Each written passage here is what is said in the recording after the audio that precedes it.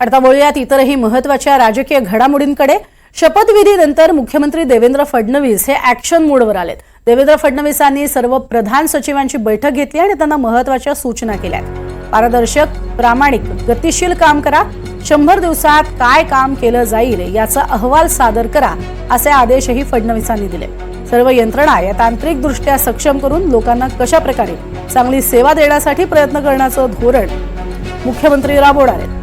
1.5 लाख नोकर भरतीची प्रक्रिया राबवण्याच्या सूचनाही फडणवीसांनी केलेल्या आहेत। त्यामुळे आता नोकर भरतीची ही महत्त्वाची त्यांनी अट ठेवलेली आहे। सगळ्याच अधिकाऱ्यांना त्यांनी काही महत्त्वाच्या सूचना केल्या आहेत।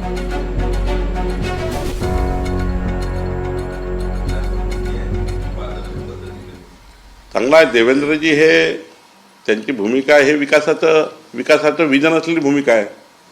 आणि ज्याप्रमाणे मोदी सरकारने, माननीय पंतप्रधान मोदीजींनी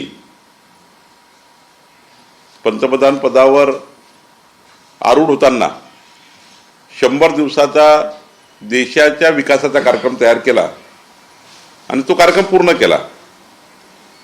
मोदी 30 पुस्तक आमच्याकडे आलं आहे 100 दिवसाचं।